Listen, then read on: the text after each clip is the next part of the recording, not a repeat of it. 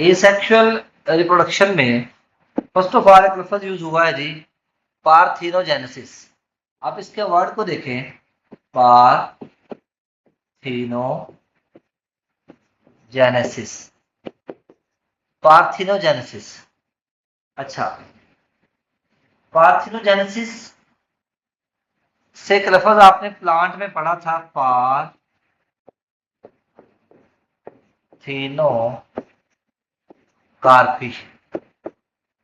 Parthenocarpy. Carp का मतलब होता है फ्रूट, पार्थिनो वर्जन, जिसको किसी ने हाथ ना लगाया। तो यहाँ पे पार्थिनोजेनेसिस ऐसा प्रोसेस जिसमें सिंगल ऑर्गेनिज्म जो है वो डेवलप करता है, आगे नस्ल बढ़ाता है, जिसको किसी दूसरे ने हाथ ना लगाया हो। तो ये वो स्टेटमेंट है, उस हवाले से है। अच्छा, define as development of an egg without fertilization. अब अगर मैं यहाँ से डेफिनेशन आपसे पूछता हूँ व्हाट इज फर्टिलाइजेशन, तो what is fertilization?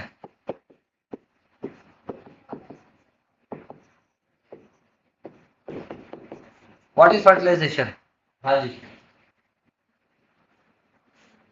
What is fertilization? हाँ जी,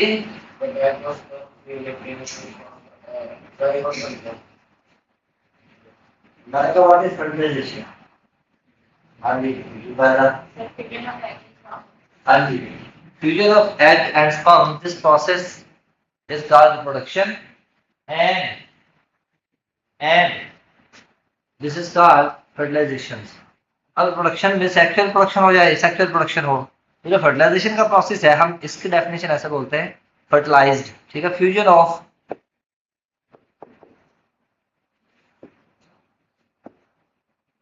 एग विद स्पर्म, इसे आप बोल देते हैं फर्टिलाइजेशन। तो देखें जी, आंट आंटी आंट ये होता है, और चिमटियां, ant, bees and wasp are good example. तो पार्थिनोजेनेसिस में यहाँ पे 3 एग्जाम्पल एमसीक्यूज के तौर पर आएंगी। आंट्स में क्या होता है जी, वैस्प में क्या होता है, भेड़, और बीज में क्या होता है। तो आपको इन तीनों के बारे में बताना है। तीनों में सेक्सुअल प्रोडक्शन होती है, एनिमल्स तक तो प्लांट में बड़ा था ना, पार्थिनोकार्पी के बनाना भी होती है, मूल भी होती है, बहुत सारे पौधे हैं इनमें है, बगैर फर्टिलाइजेशन के जानदार का बीज भी आ जाना। तो आम, चूंटियां, वैस, भेड़ वगैरह, ये बीप लिख दिया मैंने, बीज लिखना है, बीज। ठीक है, मक्खियां वगैरह। इन हनी बी में क्रोमोसोम कितने होते हैं?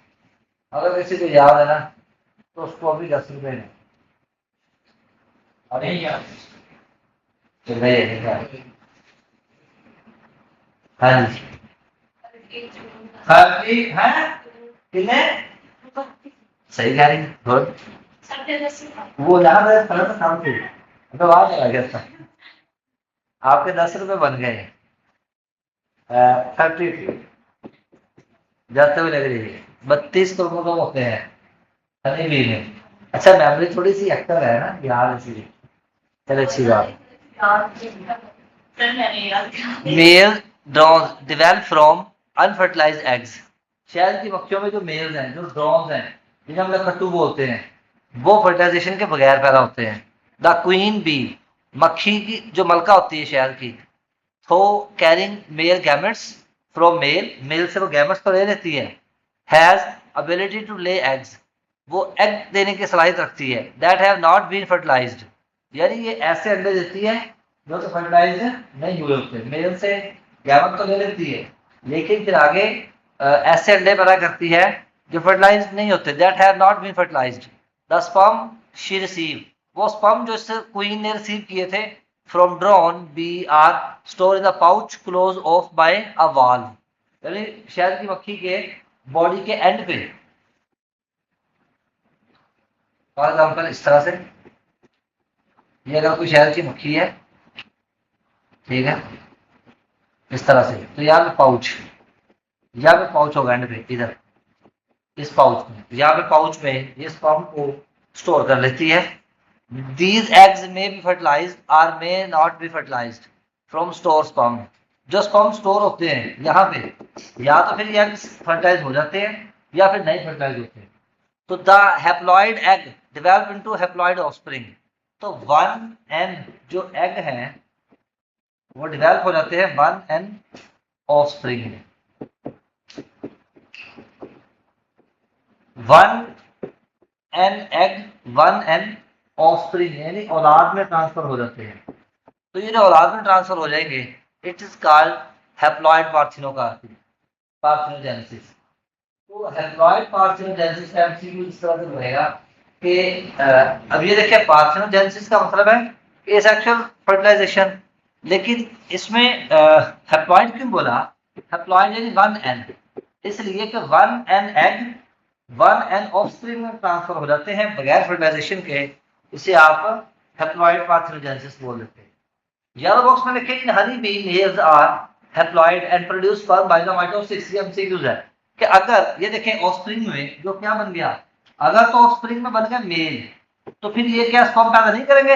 ये करेंगे, ये स्पर्म पैदा करेंगे, लेकिन किस प्रोसेस के जरिए? फिर ये स्पर्म कैसे पैदा करेंगे? माइटोसिस के जरिए।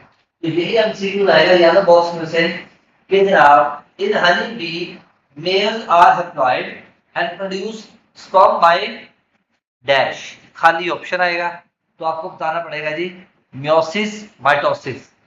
ठीक है, तो ये आपको यहाँ पे एमसीक्यू बताना है। इन सम केसेस, बाद औकात इन एफर्ड डिप्लॉयड पार्थिनोजेनेसिस में अकर। अब यहाँ पे एमसीक्यूज है। अब एमसीक्यूज क्या है? मैंने वहां पे 3 के नाम लिखे ये वाले, अब मैं एक और नाम लिख रहा हूं यहाँ पे एफर्ड।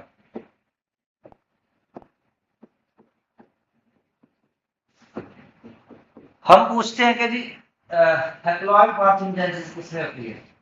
8 ऑप्शन में आएगा, क्लिक करोगे हैप्लॉइड, और 8 में हैप्लॉइड ही होती है। ये देखे तो हैप्लॉइड कॉल्ड हैप्लॉइड पार्थिनोजेनेसिस, तो किसमें है जी? 8 बीज वैस्प, इन तीनों में हैप्लॉइड है। तो ये पूछ रहा हूं, अगर हैप्लॉइड पार्थिनोजेनेसिस का पूछा है तो आंसर में 8 मौजूद है, तो क्या उसको टिक करेंगे? यस। हैप्लॉइड में वेस्ट का पूछा है तो टिक करोगे? यस। हैप्लॉइड में बीज का पूछा है, क्लिक करोगे? यस। अगर पूछा है डिप्लॉयड पार्थिनोजेनेसिस तो उसमें आपका लिखा है तो क्लिक करोगे? नहीं करोगे। लेकिन बीज वेस्ट वगैरह का नहीं करोगे, क्यों? क्योंकि उसके लिए एफर्ट की हम एग्जांपल देंगे। इसमें पार्थिनोजेनेसिस है जी diploid in which the egg producing cells, यानी वो सेल जो एग पैदा करते हैं, of the female undergoes a modified form of meiosis involving total non disjunction of the chromosome, यानी क्रोमोसोम की नॉन डिसजंक्शन हो जाती है। वो सेल जिन्होंने एग पैदा कर लिए हैं उनमें तो उनमें तब्दीली होकर क्या हो जाती है? मेयोसिस हो जाती है। उनमें क्या हो जाती है? मेयोसिस। अब एक और एमसीक्यूज है, हैप्लॉइड पार्थिनोजेनेसिस में क्या होती है? माइटोसिस, और डिप्लॉयड में मेयोसिस हो जाती है। और ये हमारी बॉडी के जो सेल्स है, हमारे जो एग और स्पर्म्स है, ये कैसे बनते हैं? अब चलो ये बताओ मालवीय, हमारे जो बॉडी के सेल्स हैं ये कैसे बनते हैं? मेयोसिस और माइटोसिस। आप अकेली बैठी आ लीजिए तो आप मुझे आ जाती है।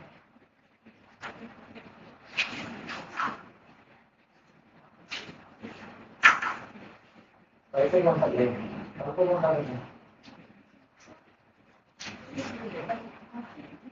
इसको हम ले रहे हैं फाइव सेकंड में एक बहुत ही पागल बहुत को बनती है। तीसरा वाला तीसरा से आप एक काम कीजिए, नो रिगो, हाँ निश्चय नहीं यार ये मंत्र का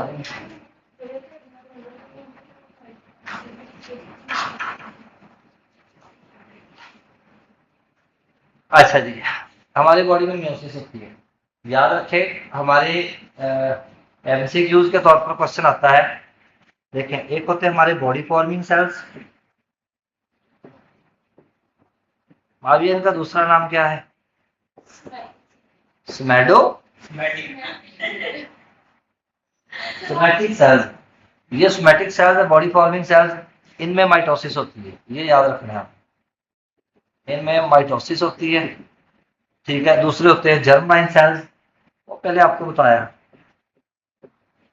जर्म लाइन सेल्स, इनमें होती है जी मियोसिस। इसका मतलब है एग और स्पर्म जब बनने हैं तो उसमें क्या होती है? मियोसिस, ठीक है। और माइटोसिस में भी बेसिकली माइटोसिस में नंबर ऑफ क्रोमोसोम जो है ना वो सेम रहते हैं, मियोसिस में रिड्यूस हो जाते हैं। इसीलिए इसमें भी हमेशा 1n ही होते हैं। एग और स्पर्म हमारे 1n ही होते हैं। फिर अक्सर बच्चे क्वेश्चन करते हैं कि सर हम लोग तो डिप्लॉयड हैं, फिर आगे मदर से और फादर से हाफ हाफ सेल्स बच्चे में क्यों ट्रांसफर होते हैं? तो हमारी बॉडी में सेल्स को कैसे पता कि हमने हाफ होके ही आगे जाना है? तो नहीं, जो सेक्टर प्रोडक्शन में सेल्स इन्वॉल्व हो रहे हैं वो है ही हाफ, हाफ मदर से हाफ फादर से, तो वो आगे जाकर डिप्लॉयड हो जाता है। तो they retain the diploid number of the chromosomes. Egg यानी diploid develop into the young female. Parthenogenesis has advantage of the accelerating the normal reproductive rate. ये नॉर्मल रिप्रोडक्टिव रेट को एक्सेलरेट कर देते हैं। कौन सी टाइप है जी? Apomixis in flowering plants. देखिए जब भी लफ्ज फ्लावरिंग प्लांट्स आएगा आप लिखेंगे एंजियोस्पर्म्स, एंजियोस्पर्म्स। तो बेसिकली एंजियो फ्लावरिंग के हवाले से बोलते हैं, स्पर्म बोलते हैं इसके सीड के हवाले से या फ्रूट्स के हवाले से। तो एंजियोस्पर्म्स जिसमें फ्रूट के अंदर सीड होता है, one form of the parthenogenesis. और फ्लावरिंग प्लांट्स में यानी वो प्लांट्स जिनमें फ्लावर पैदा होते हैं, ब्रायोफाइट्स की बात नहीं कर रहे हैं यहाँ पे, या फिर दूसरे छोटे नन्हे मुन्ने प्लांट्स की बात नहीं कर रहे। इसका एपोमिक्सिस, ये भी एक और टाइप्स है, पार्थेनोजेनेसिस की टाइप्स है। तो in this diploid cells of the ovule, ovule का जो डिप्लॉयड सेल्स है either form the nucleolus, sorry nucellus या मेगास्पोर। याद रखिए न्यूसेलस बनेगा या मेगास्पोर बनेगा। एक होता है माइक्रोस्पोर, एक होता है मेगास्पोर। माइक्रोस्पोर मेल के लिए और मेगास्पोर फीमेल के लिए स्टडी कर रहे होते हैं। तो यहाँ पे कहता है कि अच्छा जब आपने प्लांट ओवरी पढ़ी थी ना, इस तरह से आपने प्लांट की ओवरी पढ़ी थी जब यहाँ पे, तो ऊपर से दो स्पर्म मूव करते हुए आ रहे थे ऐसे ऐसे, ठीक है। यहाँ पे आगे फर्टिलाइजेशन हुई थी, तो यहाँ पे बनेगा न्यूसेलस प्लस यहाँ पे क्या बनेगा जी? Megaspore, megaspore. तो develop into the functional embryo in the absence of the male gamete.